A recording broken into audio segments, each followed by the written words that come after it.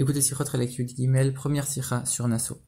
Rabbi rappelle ici le principe selon lequel la Torah est éternelle, et donc chaque enseignement, chaque lettre, chaque histoire de la Torah recèle un enseignement éternel pour nous, et même si il s'agit des fois de choses qui ne s'appliquent plus du tout dans notre génération, il faut savoir que comme la Torah est éternelle, on peut aussi en tirer un enseignement pour nous aujourd'hui, où qu'on se trouve, et que même si la chose n'existe plus matériellement, elle existe encore dans sa dimension spirituelle.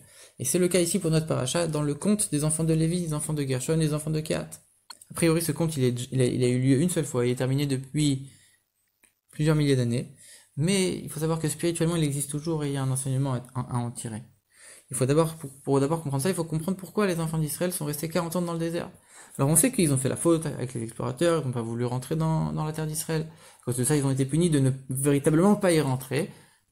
Sauf qu'ils auraient pu être punis en passant 40 ans autre part qu'en Israël, mais sans forcément être dans un désert. Pourquoi être dans un désert?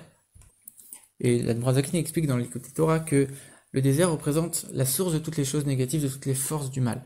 Un désert, c'est un endroit où il y a des serpents, où il y a des scorpions, où il n'y a pas d'eau, il y a la soif, il y a des bêtes féroces.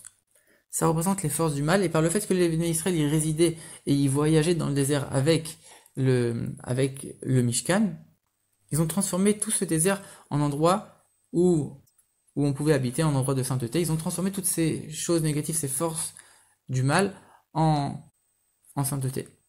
Alors matériellement, on le voit. Quand ils ont voyagé dans le désert, il y avait les nuées qui tuaient les serpents et les scorpions. Première chose, un homme ne peut pas habiter dans le désert. Eux, ils y ont habité concrètement.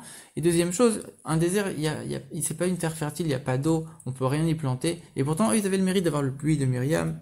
Et le Midrash raconte même qu'ils ont réussi à y planter un certain nombre de choses.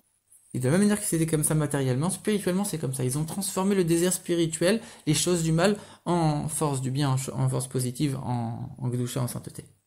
Et c'est pour ça finalement qu'ils ont résidé dans le désert pendant 40 ans. L'enseignement de ce conte, de ce décompte des enfants de Lévi, il vient nous apprendre que quand nous, on se trouve aussi aujourd'hui dans un désert spirituel, on peut se trouver dans un environnement avec des gens qui pratiquent pas la Torah et les mitzvot, qui ne connaissent pas du tout la divinité. Et même ceux qui pratiquent un petit peu, ils le font pas de manière établie et fixe, ils le font uniquement ponctuellement, et ça les pénètre pas à 100% dans leur service de Dieu. Alors on pourrait penser c'est un désert spirituel, c'est pas un endroit où moi je pourrais résider. Finalement, on vient ici nous apprendre que non, on a cette force de transformer ce désir spirituel en endroit de sainteté. Alors on pourrait dire, mais eux, ils avaient l'ordre de Dieu. Et il faut savoir que nous aussi, du fait que Dieu nous a envoyés dans un endroit, il nous a fait naître, il nous a fait connaître un endroit, c'est-à-dire qu'il nous donne par la même occasion la mission de transformer cet endroit de désert spirituel en endroit de sainteté. Alors là, bon, on pourrait objecter, oui, mais ce décompte, il concernait uniquement les enfants de Lévi. C'est pour ça que le Rambam, il écrit que même si c'est vrai que les Lévi'im et les Kohanim, ils avaient un rôle spécial, alors il faut savoir que chaque juif a la capacité de se dévouer entièrement pour le service de Dieu. Et s'il le décide, alors il en reçoit la force d'en haut. Et à ce moment-là, il pourrait faire exactement la même chose, accomplir cette transformation de ce désert spirituel de l'obscurité en lumière, en faisant de ce désert un endroit où Dieu pourra résider. Alors tout ça, ça concerne uniquement le travail avec l'environnement, avec l'entourage. Mais ce désert spirituel, il peut aussi se trouver à l'intérieur de nous-mêmes. Parfois, quand on va faire un bilan de conscience, on va s'apercevoir qu'on se trouve dans un état spirituel de désert. C'est-à-dire, il n'y a pas assez de Torah, il n'y a pas assez de mitzvot, il manque un certain nombre de choses. Et on pourrait se décourager et baisser les bras. Encore plus quand on sait que une chose qui devient habituelle, elle est encore plus dure à changer, à retirer, on pourrait baisser les bras en disant c'est pas possible, c'est fini, c'est trop tard.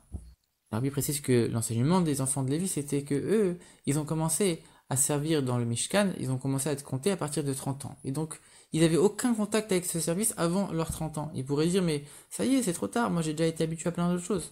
Et pourtant, on voit que non, ils ont commencé un travail complètement nouveau à partir de l'âge de 30 ans.